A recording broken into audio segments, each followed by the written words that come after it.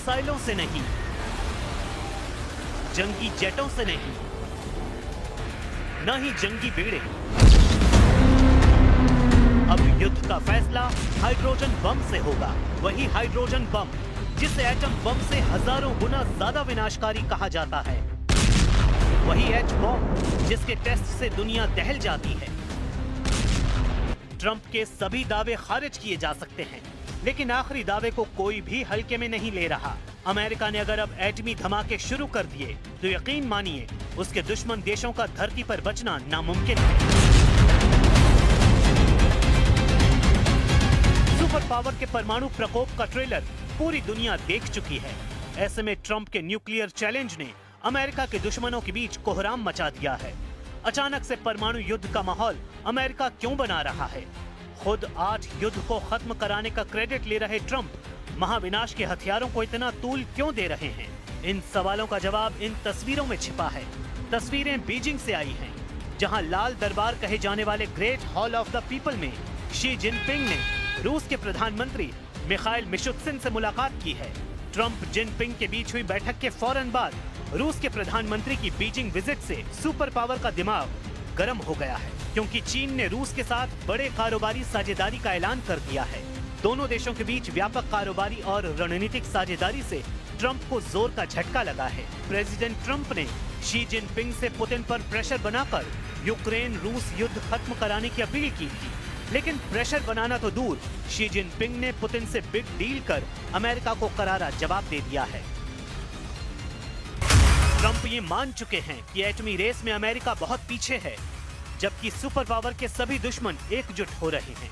इतना ही नहीं, ज्यादातर गुप्त तरीकों से परमाणु बम का गोदाम बड़ा बना रहे हैं। अमेरिका दुश्मनों के परमाणु प्रोग्राम को कैसे नजरअंदाज कर सकता है? जाहिर है सुपर पावर पीछे रहेगा भी नहीं, क्योंकि ट्रंप मौजूदा वक्त में धरती को 150 बार परमाणु बम से उड़ा देने का दम रखते हैं। प्रेसिडेंट ट्रंप ने एक इंटरव्यू में दावा किया है। ट्रंप ने सर्वनाश के हथियारों पर लंबी बात की है, लेकिन पूरी बातों में ये सबसे डरावनी लाइनें हैं। असल में प्रेसिडेंट ट्रंप को रूस से ज्यादा टेंशन चीन ने दे दी है। चीन के पास 1000 सालों तक थोरियम भंडार है।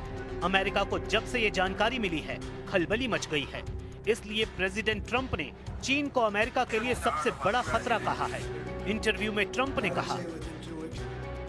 ने दावा किया है कि चीन बहुत जल्द रूस की तरह परमाणु हथियारों का बंदोबस्त कर लेगा। हालांकि उन्होंने ये भी साफ किया कि अमेरिका के पास सबसे ज्यादा एटम बम है, जिनका परीक्षण करके वो सबसे भयानक और विनाशकारी न्यूक्लियर हथियार हासिल कर लेंगे।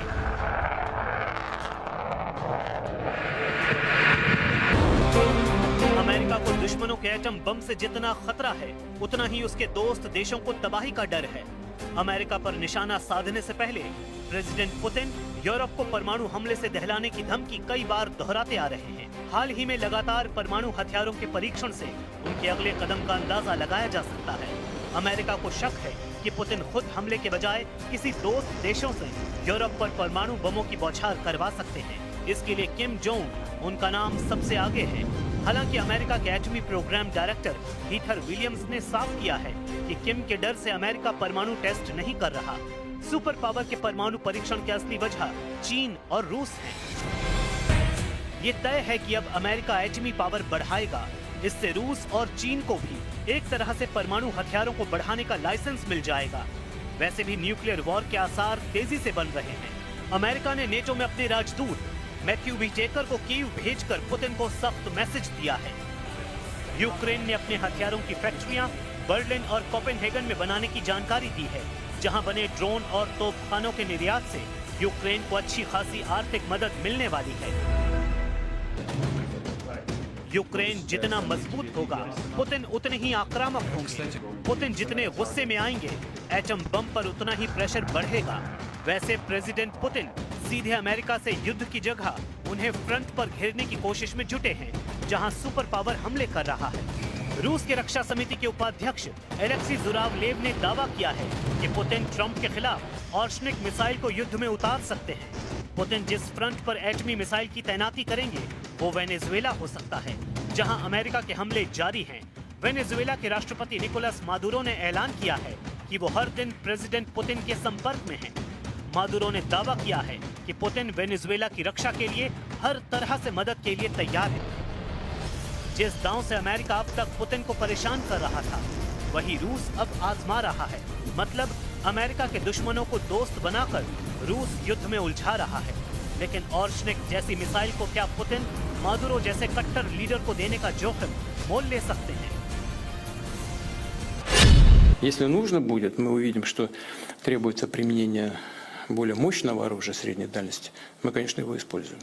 Но мы не спешим, у нас ведь это не секрет, да мы не скрываем. И я говорил, у нас пока немного этих систем «Орешник». Они у нас есть. И не одна система. Но мы не спешим их применять, потому что это оружие мощное, оно предназначено для решения определенных задач. कह सकते हैं कि ऑर्शनिक मिसाइल अब सिर्फ यूक्रेन ही नहीं बल्कि नेटो के खिलाफ भी पुतिन का ट्रम्प कार्ड बन चुकी है। 6 वॉरहेड के साथ पुतिन इस मिसाइल से यूक्रेन को पहले दहला चुके हैं। अगर पुतिन ने इस मिसाइल को यूरोप के शहरों पर फायर किया तो क्या होगा? रूस की कापुस्तिन यार्स रेंज से ये मिसाइल फायर की गई। अमेरिका का दावा है कि पुतिन की ऑर्शनिक मिसाइल रूस की RS-26 फ्रंटियर मिसाइल की ही नकल है, जो मध्यम दूरी और लंबी दूरी की मिसाइल के बीच वाली रेंज को कवर करती है। एक ICBM यानी इंटर कॉन्टिनेंट बैलिस्टिक मिसाइल की रेंज कम से कम 5,500 होनी चाहिए, तभी वो लंबी दूरी वाली ICBM की श्रेणी में आती है। जैसे रूस की RS-28 सरमन और RS-24, ये दोनों मिसाइल 10,000 किलोमीटर की ज्यादा की रेंज रखती हैं। लेकिन अभी नेटो को रोकने के लिए पुतिन ने नई तरकीब निकाली और अपनी ऑर्शनिक मिसाइल को 5,000 किलोमीटर की रेंज तक ही रखा है। रूस की एटमी मिसाइलें ही नहीं, हाइड्रोजन बम भी सुपर पावर के भय का कारण है। दूसरी पीढ़ी के एटमी हथियारों का बाप कहे जाने वाले जार बम पुतिन के पास हैं। ये बम कितना विध्वंसक है, ऐसे समझिए। रूस का ये परमाणु हथियार फादर ऑफ ऑल बम के नाम से कुख्यात हुआ, जबकि अमेरिका के एटमी हथियारों के नाम फैटमैन, राउंड फिश और हेल्ड जैसे रखे गए। जाहिर है पुतिन के एटमी हथियारों के नाम उनकी तबाही की ताकत को देखते हुए रखे गए हैं। लेकिन एटम बमों से कई हजार गुना बर्बादी मचाने वाले हथियारों की होड़ में अब अमेरिका ने भी खुद को झोंक दिया है। एक बात जग जाहिर है, अगर अमेरिका ने ठान लिया कि वो परमाणु पावर में भी सबसे आगे रहेगा तो उसे रोक पाना किसी के बूते की बात नहीं, क्योंकि आज की तारीख में भी सुपर पावर अमेरिका ही है, जिसके एक इशारे पर मुल्कों की तकदीर तय होती है। इसमें भी शक नहीं कि युद्ध कहीं भी हो रहा हो, किसी के बीच हो रहा हो, नतीजा अमेरिका के रुख से तय होता है।